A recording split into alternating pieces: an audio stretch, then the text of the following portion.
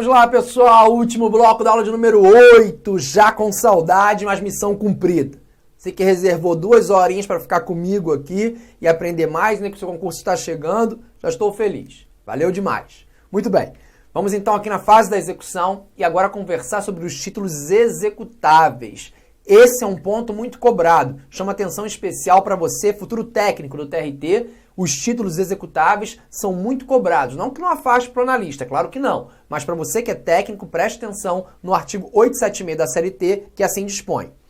As decisões passadas em julgado, decisões passadas em julgado, ou das quais não tenha havido recurso com efeito suspensivo, o que você sabe que, aliás, é regra no processo de trabalho, que os recursos são notados de efeito meramente devolutivo, sem nenhuma surpresa aqui pra gente.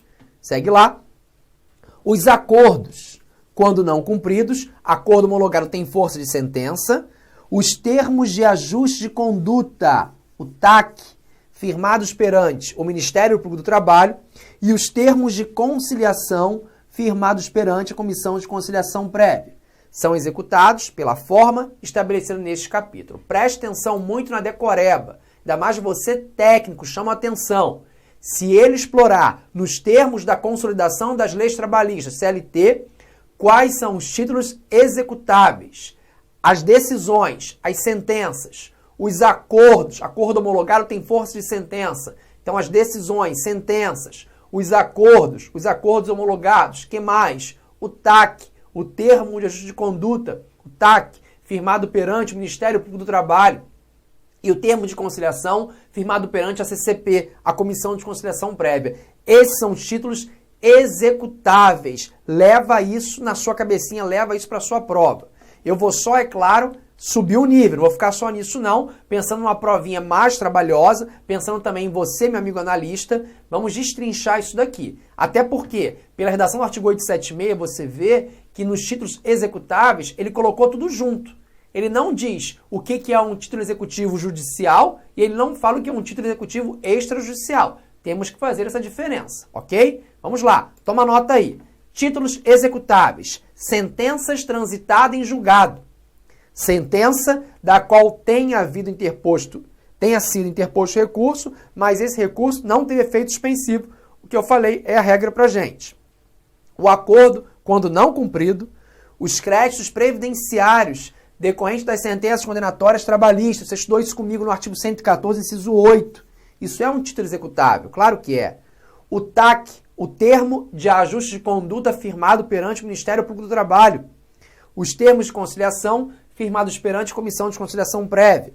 Que mais? As multas impostas pelos órgãos de fiscalização das relações de trabalho, pelo Ministério do Trabalho. Você viu isso comigo também no artigo 114.7, na aula de competência. Volta lá que você vai ver. E novidade, cheque e nota promissória. Cheque e nota promissória emitidos em reconhecimento de dívida trabalhista. Se o cheque e a nota promissória estiver aí com reconhecimento de uma dívida trabalhista, eles são títulos executáveis. Aí é claro, volta por favor.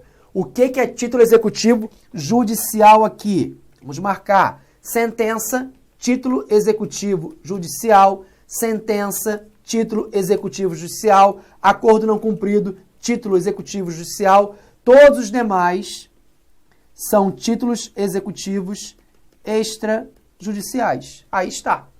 Agora eu separei direitinho para você os créditos, os títulos, perdão. Então você já sabe aqui. Não, só um minuto. Falha minha, deixa eu apagar aqui. Olha a falha do RR, vi logo. Créditos previdenciários das sentenças já é de ofício. Então é um título judicial, está logo na própria sentença aqui. Aí já é rápido, é de ofício. Tudo bem? Tranquilo? Os demais títulos extrajudiciais. Atente-se bem isso daqui. Cuidado com um detalhe, com novidade. Novidade. Aí vem comigo. O CPC de 73, o CPC anterior, aí tem que fazer essa ponte. Ele entendia que o quê? Que uma vez de posse de um título executivo extrajudicial, faltava interesse de agir para o ajuizamento de uma ação na fase de conhecimento visando um título judicial. Vou repetir. se você, para o CPC anterior, se você tem um título executivo extrajudicial, você não poderia ajuizar uma ação postulando um título judicial por falta de interesse de agir. O novo CPC passa a declinar que a existência de título executivo extrajudicial, o novo CPC, não impede a parte a opção, ele vai optar pelos processos de conhecimento, pela fase de conhecimento, a fim de estabelecer, de obter um título executivo judicial. E essa regra eu aplico sim, de forma subsidiária ao processo do trabalho. Atente-se bem ao artigo 785 que diz assim: a existência de título executivo extrajudicial não impede a parte... Sempre esqueço de mudar aqui. Não impede a parte de optar pelo processo de conhecimento a fim de obter um título judicial. Então, atente-se bem aqui. Você tem na sua mão um título executivo extrajudicial, uma multa, o que for. Então, você ingressa com uma ação e agora você vai passar pela fase de conhecimento toda. Você preferiu. É demorado, você vai passar. Mas você sai de lá com um título judicial. Não disse que o título executivo extrajudicial deixou de ser executado. Não falei isso. Trouxe apenas uma opção em que você tem o título extrajudicial e passa a ter o título judicial com o ajuizamento da ação. É uma opção, é outro papo. Outro papo. Muito bem. Quem vai ter competência para julgar os títulos executáveis? Apreciar os títulos executáveis? É muito fácil.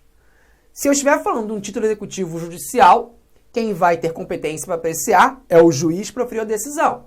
O juiz que proferiu aquela decisão é o competente para apreciar o título executivo judicial, claro. Agora, se você estiver de posse de um título executivo extrajudicial, aonde que você vai iniciar a execução? Já que, se você, recordar a viver, tem um título executivo extrajudicial, você não passa pela fase de conhecimento, você entra direto na execução. Pagar ou garantir, não tem que discutir mais nada. Se você estiver de posse, por exemplo, de um acordo firmado perante comissão de conciliação prévia, esse acordo não foi cumprido, você tem na sua mão um título executivo extrajudicial. Tá. E vou executar ele aonde? Regra de competência territorial, artigo 651 da CLT, no local da prestação de serviços. Então, quem vai ter competência para apreciar um título executivo extrajudicial é o juiz da vara do trabalho do local da prestação de serviços, artigo 651 da CLT. Fechado? Muito bem, isso é bem tranquilo. Bom, e é claro que está aqui o artigo 877 da CLT, que fala basicamente isso. 877 no caput diz que é competente para a execução das decisões o juiz ou presidente do tribunal que estiver conciliado ou julgado originalmente o dissídio, isso é para um título executivo judicial. E o 877A fala que compete para a execução de título executivo extrajudicial o juiz que teria competência para o processo de conhecimento relativo à matéria. Então, o juízo que teria direito para a fase de conhecimento, aí é lembrar da regra de competência territorial local da prestação de serviços. Basicamente é isso. Muito bem. Quando a gente pensa numa execução, a gente vai dividir ela por procedimentos, né? Quais são os passos da execução? O primeiro passo, sem dúvida, é a citação do réu, reclamado, executado, para pagar. Os dispositivos estão aí. O segundo passo é a constrição de bens, se ele não paga. E aí eu falo da penhora, o ato de constrição máximo. Aí entra a defesa do executado, por meio de embargo de execução, e também a parte final, que é a expropriação de bens. Expropriação é avaliação e venda do bem. Como é que essa primeira fase, essa primeira parte? A primeira fase é chamada de citação para o pagamento. E a citação para o pagamento é um ato pessoal, bem diferente da fase de conhecimento, que é a regra via postal. Aqui a citação é um ato pessoal, feita pelo oficial de justiça avaliador federal. Hoje, o oficial de justiça ele é chamado de oficial de justiça avaliador federal. Então, ele vai levar o mandado de citação para que o executado pague, não vai discutir nada, pague ou garanta ao juízo no prazo de 48 horas. Olha lá o artigo 880. Requerida a execução, o juiz ou presidente do tribunal mandará expedir o mandado de citação. Parou. Quem prepara esse mandado de citação é competência da Secretaria da Vara do Trabalho. Estudou comigo lá em Serviços Auxiliares, lembrou? O oficial penhora, mas quem prepara esse mandado de citação é a Secretaria da Vara ao Trabalho. Tudo faz sentido agora. Volte lá. Mandado de citação do executado, a fim de que cumpra a decisão ou acordo no prazo, pelo modo e sob as combinações estabelecidas, ou, quando se tratar de pagamento em dinheiro, inclusive de contribuições sociais devidas à União, para que o faça em 48 horas. Pague em 48 horas ou não paga. Garanta a execução sob pena de penhora.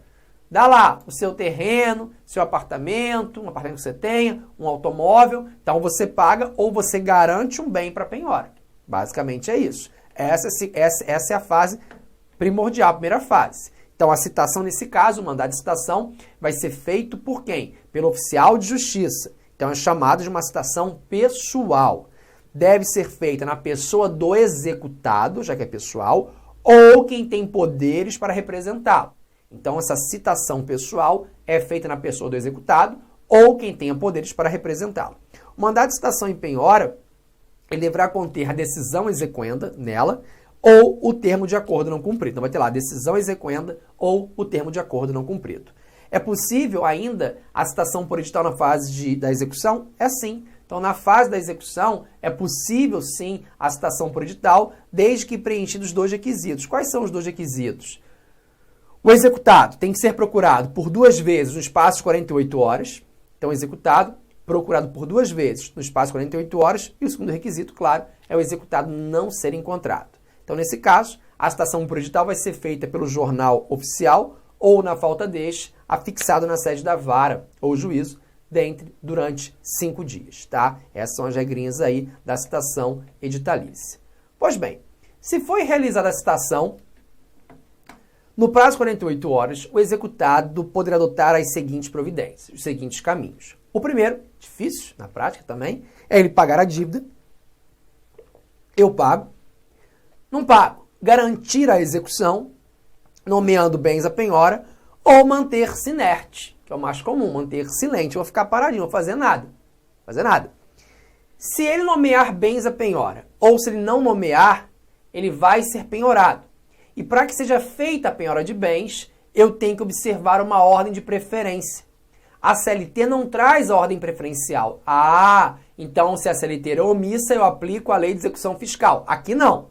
Aqui não, porque a própria CLT fala que ela é omissa, mas você vai aplicar as regras dos bens passíveis de penhora na ordem preferencial, estabelecidas hoje no artigo 835 do CPC de 2015. Era o antigo artigo 655 do CPC de 73, agora é o artigo 835, e aqui eu sugiro que você decore. Só uma passagem muito rápida.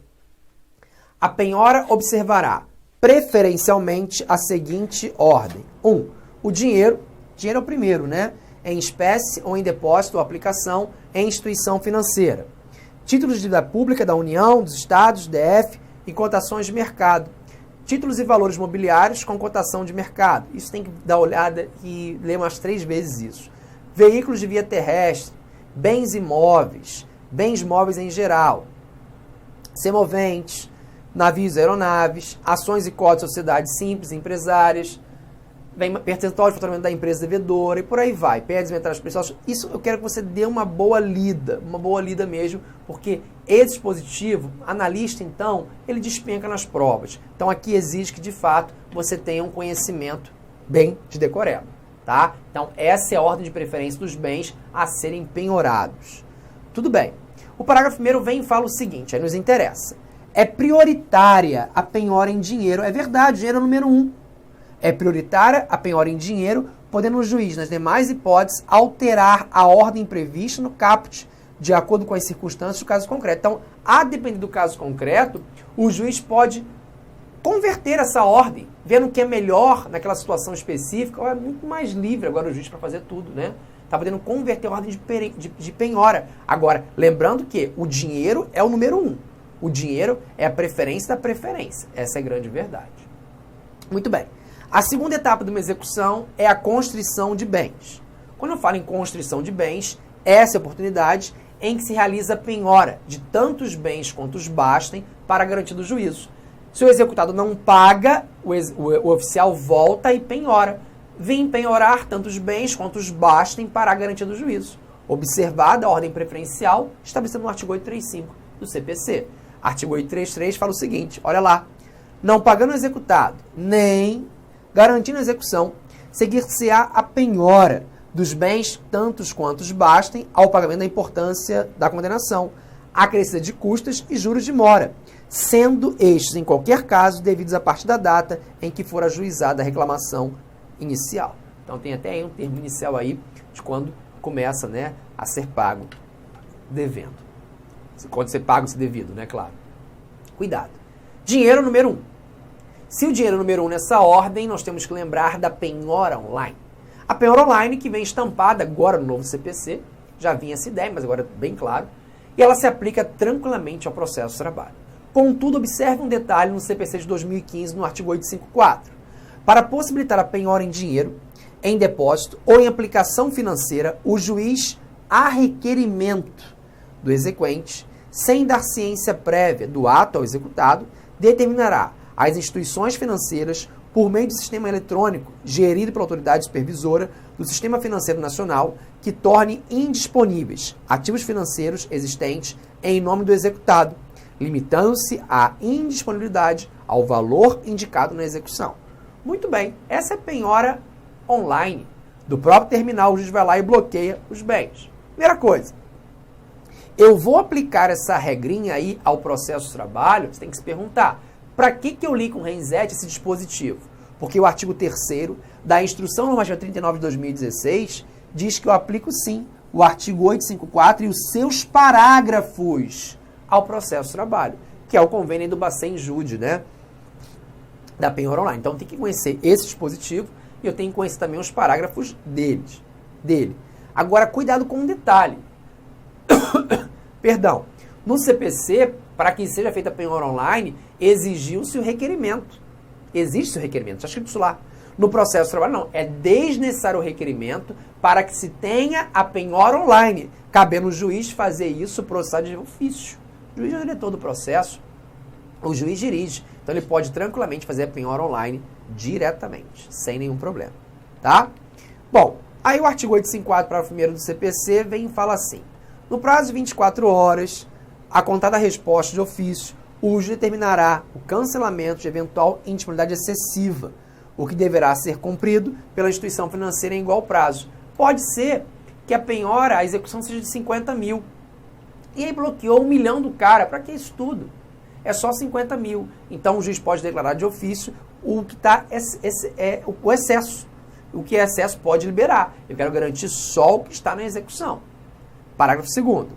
Tornando-se indisponíveis os ativos financeiros do executado, este será intimado na pessoa de seu advogado ou não o tendo pessoalmente. Beleza. Incumbe ao executado, no prazo de 5 dias, comprovar que as quantias tornadas indisponíveis são impenhoráveis, ele tem que falar isso, ainda remanesce indisponibilidade excessiva dos ativos financeiros, estão penhorando demais, tá? Então ele tem que comprovar isso, ó, ainda penhorou mais. Então, tudo isso cabe ao executado provar. Sem delongas, né? Aí o parágrafo 4º fala, acolhidas qualquer das obrigações dos incisos 1 e 2 do parágrafo 3º, o juiz determinará o cancelamento de eventual indisponibilidade irregular ou excessiva a ser cumprido pela instituição financeira em 24 horas. Realizado o pagamento da dívida por outro meio, o juiz determinará imediatamente, por sistema eletrônico gerido pela Autoridade Supervisora do Sistema Financeiro Nacional, a notificação da instituição financeira para que em 24 horas cancele a indisponibilidade. Pagou de outra forma. Pagou de outra forma? Pagou. Satisfez? Satisfez. Então, cancela aquela penhora. Tranquilamente. Bom, parágrafo 5º. Rejeitada ou não apresentada a manifestação do executado, converter-se-á a indisponibilidade em penhora. Converteu, penhora. Sem necessidade de lavatura de termo, devendo o juiz da execução determinar à instituição financeira depositária que no prazo de 24 horas transfira o montante indisponível para a conta vinculada ao juízo da execução. Então, ficou indisponível? Beleza. Não teve nenhuma impugnação, nada? Converte aquilo em penhora. E aí, em 24 horas, a instituição financeira transfere aquele valor indisponível para a conta do juízo. E aí, para satisfazer o crédito, claro. Parágrafo 6º. A instituição financeira será responsável pelos prejuízos causados ao executado em decorrência da indisponibilidade de ativos financeiros em valor superior, olha lá, ao indicado na execução, ou pelo juiz, bem como na hipótese de não cancelamento da indisponibilidade no prazo de 24 horas, quando assim determinar o juiz. Então, ainda tem que uma responsabilidade para a própria instituição financeira. Olha, instituição, se você penhorar valor excessivo da execução, o executado pode te processar. Se você não liberar os valores que o juiz falou que são, desculpa, os valores indisponíveis que estão errados, que o juiz mandou liberar em 24 horas, se você não fizer isso em 24 horas, você pode ser responsabilizado. Então, eu trouxe aqui um grande ônus aí para a instituição. Tranquilo, tranquilo. Ok? Beleza? Bom, o que é execução provisória? O que é execução definitiva? Muito bem. Quando eu falo para você em execução definitiva, você pressupõe que já tenha trânsito em julgado. Ter trânsito em julgado é a mesma coisa que falar que não cabe mais nenhum recurso. Então, se eu estiver na execução definitiva, o juiz pode fazer a penhora online sempre. Sempre? Sempre. Na execução definitiva, o juiz pode sempre fazer a penhora online, afastando com isso até algum outro bem já nomeado, a penhora. Agora, quando eu falo em execução provisória, é aquela que ainda tem um recurso a ser apreciado, a ser julgado. Recurso esse pode mudar todo o cenário dessa história daqui. Se a penhora ela é provisória, cuidado com isso, a penhora online pode ser feita, é verdade, mas se o executado não estiver indicado outro bem a penhora, observe a isso. Se já foi indicado outro bem a penhora, eu não posso fazer a penhora online, tá? Basicamente é isso. Na execução provisória, o juiz não pode fazer essa penhora online quando o executado, vou repetir bem isso, nomear outros bens a penhora. Isso é muito importante, tá bom? Aí o artigo 805 do CPC vem e diz: quando por vários meios o exequente puder promover a execução, o juiz mandará que se fará pelo modo menos gravoso ao executado. Quando eu estiver falando em execução provisória, eu me preocupo com os dois, com o crédito exequendo, mas também com o executado. Com o executado, qual é a preocupação? Que a execução se proceda da forma menos gravosa possível. Se for execução definitiva, pessoal, cuidado com isso, minha preocupação é única. É só com o crédito exequendo, já que eu já tenho um trânsito em julgado. Mas na execução provisória, ainda existe um recurso a ser analisado, a ser apreciado, pode mudar o cenário todo. Então, se a execução ela é provisória, eu me preocupo com os dois. Com o crédito exequendo, mas também que a execução se processe de forma menos gravosa possível para o executado. Beleza? Muito bem. Posso fazer a penhora de faturamento da empresa? OJ 93 da SDI 2. É admissível a penhora sobre renda mensal ou faturamento de empresa, limitada a determinado percentual, desde que não comprometa o desenvolvimento regular de suas atividades. Então veja, se você ajuizou uma ação contra uma casa de show, você foi empregado de uma casa de show, eu posso chegar na casa de show hoje e penhorar toda a renda da casa de show? Não posso. Eu posso penhorar um percentual do que ela arrecadou hoje, essa semana. Se eu tirar tudo, a empresa vai quebrar. Como é que ela vai pagar? Os credores, os outros empregados, não vai ter como. Fornecedores, aliás, que eu ia falar, os fornecedores, os outros empregados, não vai ter como. Então, a situação que já está ruim, já que existe um processo trabalhista, pode ficar pior, uma calamidade.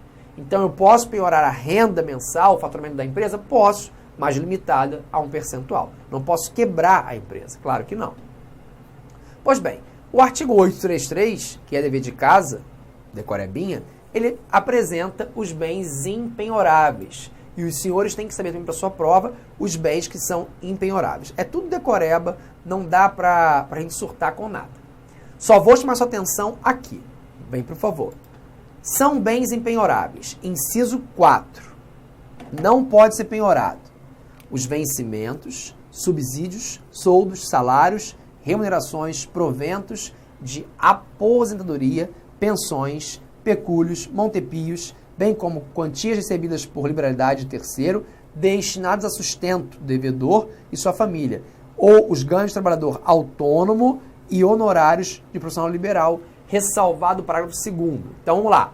Tudo que envolve vencimento, salário, remuneração, soldo, o que for, são impenhoráveis. Salvo o parágrafo 2º. Vamos nele. O que fala esse parágrafo segundo? Deixa eu pegar aqui, só para você não ficar tonto vendo a passagem aqui dos slides. Diz assim: o disposto nos incisos 4 e 10, agora é o 4, do caput, não se aplica a hipótese de penhora para pagamento de prestação alimentícia, independentemente de sua origem. Então, se for para pagamento de prestação alimentícia, eu não aplico a regra de impenhorabilidade dos bens, de salário, vencimento, soldos, honorários. É isso? É isso que está escrito aqui. E aí eu te pergunto, um crédito trabalhista não tem natureza salarial? Cuidado. Um crédito trabalhista não tem natureza salarial? É uma pergunta. Vamos resumir esse papo aqui, pessoal. Preste atenção com o novo CPC.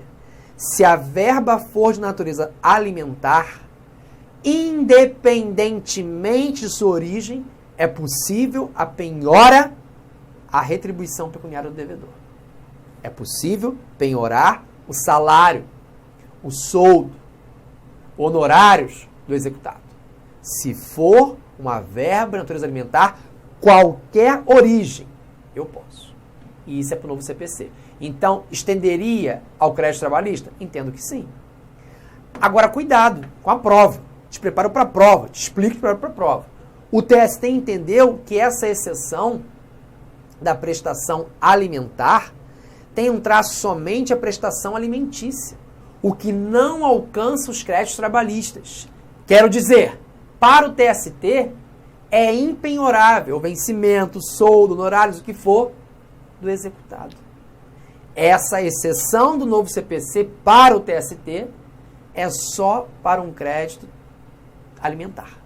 Aquele típico, né? E não para o crédito trabalhista. É claro que o TST trouxe essa ideia com o CPC anterior, que falava a mesma coisa, 7.3.